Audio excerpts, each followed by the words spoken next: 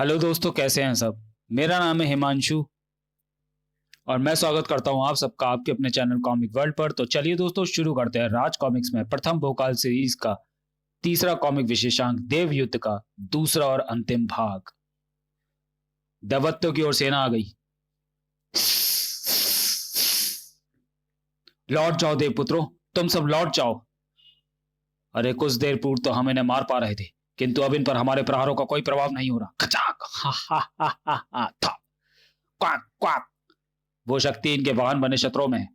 दैत्य सेना हमारे सम्मुख बिना इन प्राणियों पर सवार हुए आई थी। दैत्यों का अंत करने के लिए इन शत्रुओं का अंत करना होगा। लस्या ने युद्ध की विभीषिका को और बढ़ा दिया। अब लस्या की शक्ति का नमूना देखो। उफ, ये कैसी शक्ति का प्रयोग किया इसने। ऐसा प्रतीत होता है जैसे किसी दलदल में तैरने की चेष्टा कर रहे हो। अब हम देखेंगे तुम्हारी विवशता और मृत्यु का तमाशा। हमारी गति में अंतर आ गया है। हम सघन वातावरण में फंस रहे हैं। इसमें से तो वायु भी गुजर नहीं पा रही। हमें तुरंत इस सघन होते वातावरण से निकलना होगा।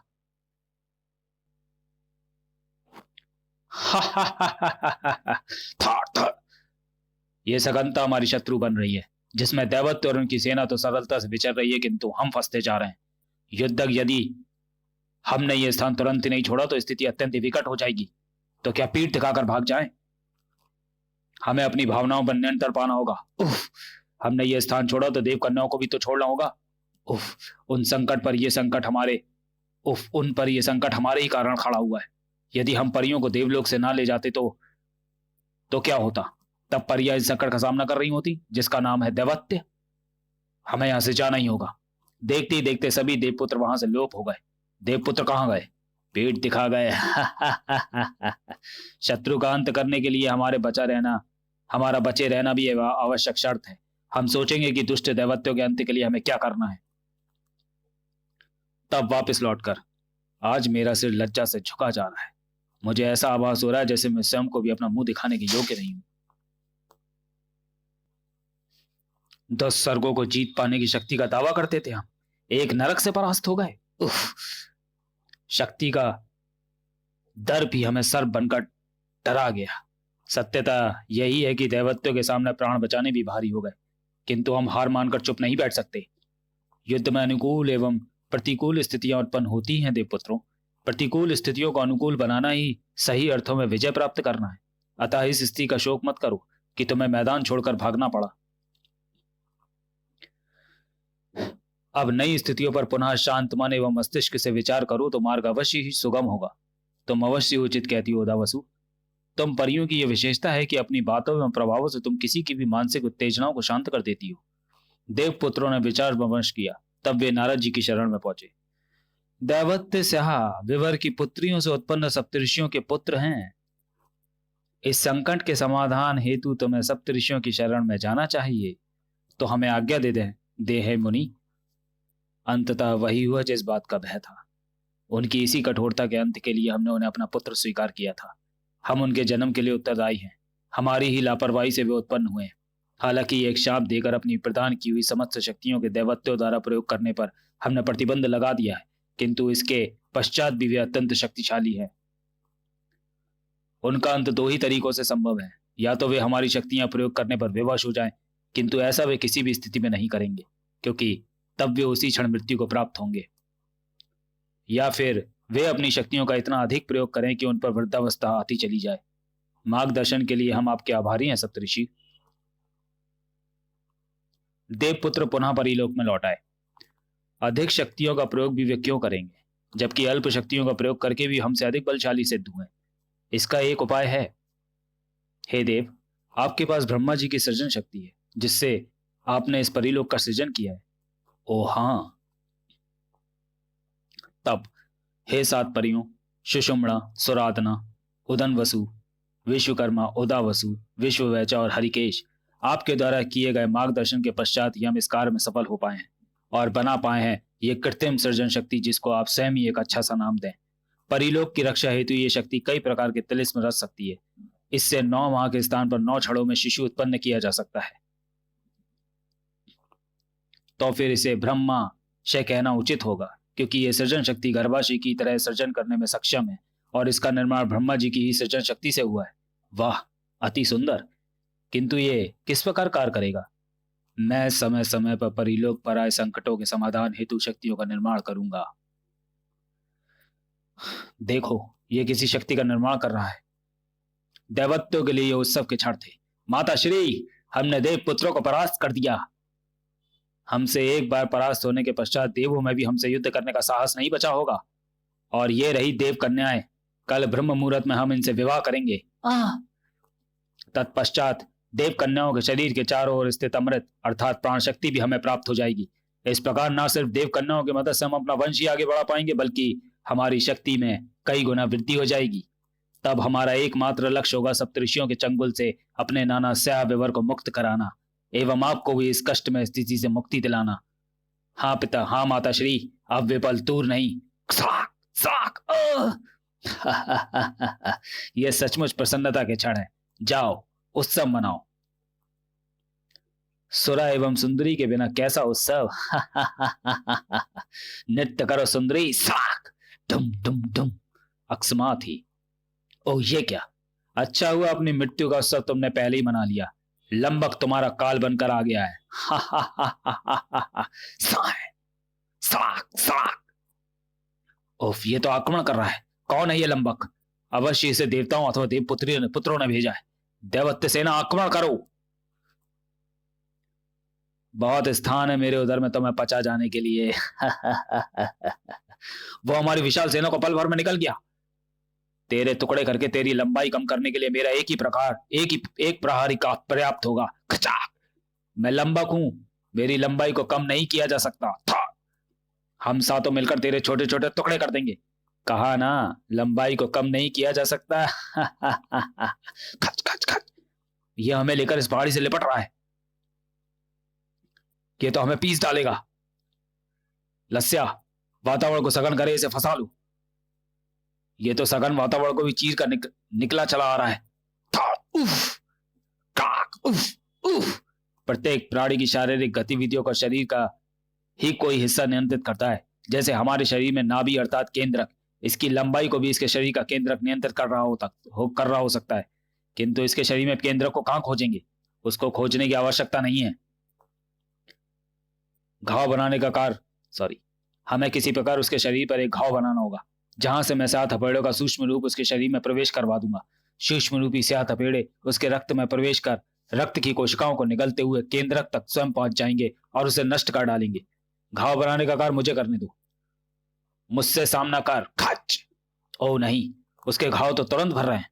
हम एक साथ उस पर प्रहार करते हैं।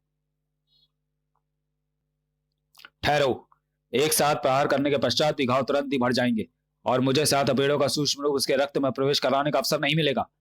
हाँ, इसका एक उपाय है। मैं तुम्हारे शस्त्रों की धार पर 7 हथेड़ों की सूक्ष्म रूप सेना बैठा देता हूं, जो शत्रु को घाव देने के साथ ही उसके रक्त में प्रवेश कर जाएगी। तब घाव तो भर जाएंगे, किंतु हमारा काम भी हो जाएगा। तुम व्यर्थ ही मुझ पर शस्त्रों का प्रयोग कर रहे हो। कहा ना, तुम मेरी लंबाई कम नहीं कर सकते। खचाक, खचाक, खचाक। हम दैवत्य बड़ी बड़ी चुनौतियों को भी स्वीकार करते हैं। तेरी लंबाई कम करके तुझे काल के काल में हम अवश्य पहुंचाएंगे लंबक। ओफ, ये क्या, मेरे मस्तिष्क में भूकंप सा मच रहा है। आंखों के समक्ष अंधकार छा रहा है। हमारी योजना सफल हो गई। 7 हथेड़े रक्त कोशिकाओं को निगलते हुए तेरे केंद्र तक पहुंचे उसे नष्ट कर चुके हैं और अब तेरी लंबाई कम होने से कोई नहीं बचा सकता। देख, हुए तेरे 7 टुकड़े। खच खच। देखते देखते लंबक का शरीर वहां से आलोप हो गया। हमने उसका अंत तो कर दिया, किंतु इस सारे प्रकरण से काफी शक्ति खर्च हो गई। देवपुत्र प्रसन्न थे। हमारा उद्देश्य उनकी शक्ति को छीड़ करना ही है। दैवत्व के अधिकाधिक शक्ति व्यर्थ करवाने के लिए ब्रह्माशय स्वयं ही देवताओं के लिए तिलिस्मी संकट खड़े कर रहा है। लंबक के अंत के पश्चात अब ये किसे उत्पन्न करेगा? ये तो नरक में आवासित अपने भयंकर विश्व शरीर को बेहद कष्टपूर्ण स्थिति में डाल देने वाली बेहद आक्रामक एवं दुष्ट डायन मक्खी है, विषखी है। देवपुत्रों एवं परियों को हम विषखियों का प्रणाम। हमारे डंक में गलक नामक जो विष है वो शिकार की जीवित कोशिकाओं की शक्तियों को नष्ट कर डालता है और संपूर्ण ब्रह्मांड में इस विष की एक ही काट केवल पृथ्वी पर उपलब्ध है और वो है काले बिच्छू का डंक, जो स्वयं भी अत्यधिक पीड़ादायक होता है। भिन्न अर्थात यदि दैवत्यों को विष प्रभाव से बचना है तो उन्हें बिच्छुओं के डंक भी खाने होंगे। दैवत अपनी ओर बढ़ते संकट से बेखबर थे। चलो इस मादक मंदिरा झरने में स्नान करके विवाह के लिए तैयार हो जाओ। झरने का प्रभाव देव कन्याओं के मस्तिष्क को मदहोश कर देगा। इससे देव कन्याएं विवाह के लिए तैयार होने में आनाकानी नहीं करेंगी। किंतु ये तीव्र भिनभिनाटों का स्वर कैसा है? उफ, ये तो विष्कियां हैं, नरक की डायन मक्खियां। ये यहां कैसे आ गई? उफ, इनसे बचो बचो बचो। उफ। शिट एवं अंगर ने फुर्ती से अपने शस्त्र चलाए। उफ, इन्होंने अतर, पुले, लस्या, भगोड़ और कृत्य को डंक मार दिए हैं। ये तो बहुत बुरा हुआ है। अरे ये तो संख्या में भी कई है। उफ। अंगार। दुष्टा, हम सबको डायन मक्खियों से डस लिया है।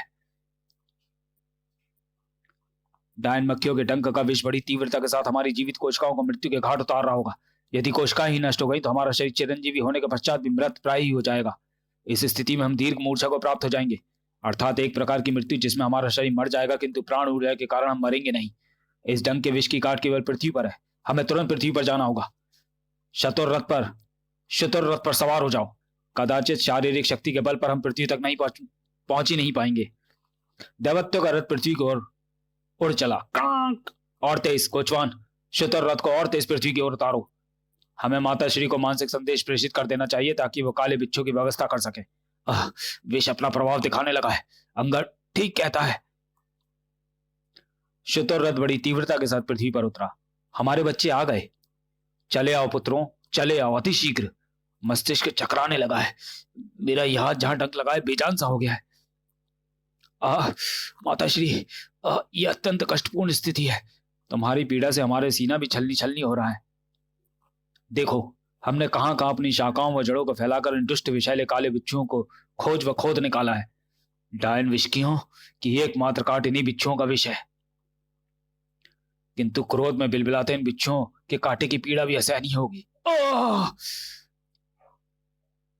इन काले बिच्छुओं को भले ही विवशतावश तुम्हें टसना पड़ा हो, किंतु इन्होंने तुम्हें पीड़ा पहुंचाई है। हम इन्हें जीवित नहीं छोड़ेंगी। देवपुत्र अति प्रसन्न थे। हम जानते थे कि दैवत्य संकट से मुक्ति पा लेंगे, किंतु इस सारे प्रकरण में उनकी बहुत सारी शारीरिक शक्ति का ह्रास होगा। ये बात भी हमसे छुपी नहीं है।